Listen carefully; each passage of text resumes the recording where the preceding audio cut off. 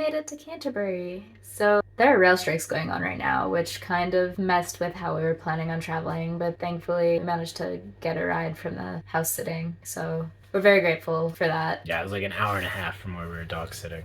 So for him, 3 hour round trip, but pretty seamless for us. Very nice of him to drive us. And so far, from what we've seen, Canterbury looks pretty nice. It'll be cute. We're looking forward to it. So we're at the end of our first day in Canterbury, which was a Saturday, so that was very convenient. And we started by going to the gym, which we hadn't been able to do for the last couple weeks while we were dog sitting. So it was really nice to get a good workout in. And we found out that the walk to the gym from the place we're renting is entirely along the river here, the Great Stour. So it was a really good walk there and back. And then we took a day to explore after coming back and like picking up a bag or whatever we'd need for the day.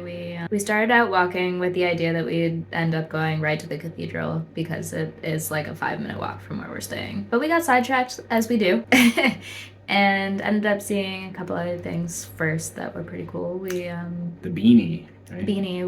We went to art and history museum. Yeah, it had really cool exhibits on like pretty much everything. There was local artists. There was a guy who did a lot of stop motion shows for the BBC. A lot of things that they've just collected from around here. It was just like it was the library and a museum. And it was free. So it was a gorgeous building. It was a really nice building too, yeah. So that was really fun. And then from there we went to the Canterbury Cathedral, which is very large and very nice. It's beautiful. You can't take photos in the crypt, out of respect and everything like that. But that is where the Archbishop was murdered. So, buried after murdered. Yeah, that's where the tomb was. He was murdered in the martyrdom, aptly named after the fact. But the crypt is like 11th century Roman.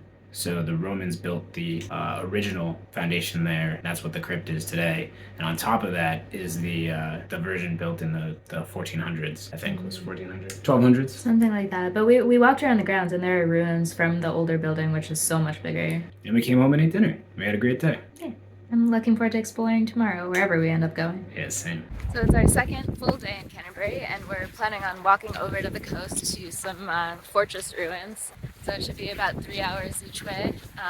Plus, we'll just wander along the coast, as one does. Yeah, when you have a coast, why not? We found this nice public footpath to walk along that so far isn't too muddy, even though it's been raining quite a bit the last couple weeks. But hopefully that continues.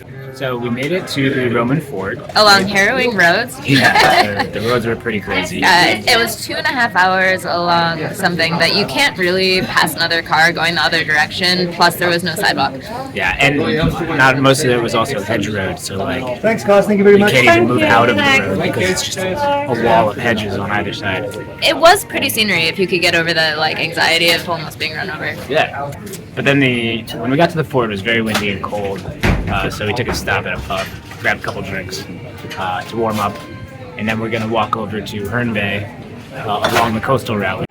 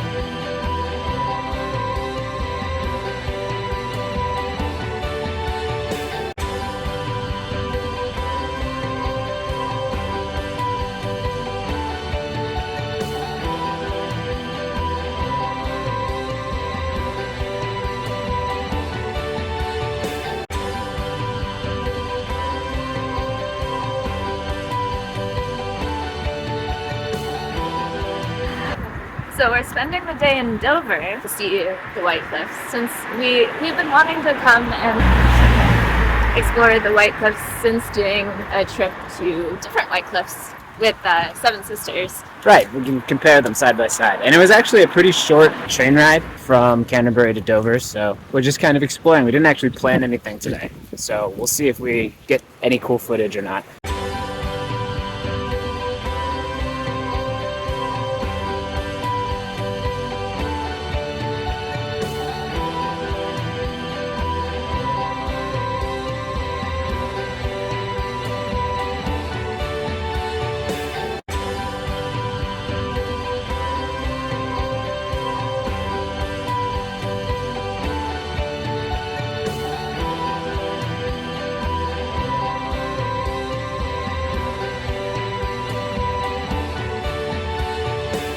We found a little cave in the cliffs, Dover.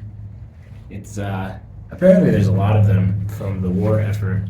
There's bomb shelters and a whole secret tunnel passage under here. Yeah, this one's not one of those. It was kind of narrow. We were hoping we'd be able to continue along, but it just kind of wraps around and we can't actually get out that side. It's just Flint life.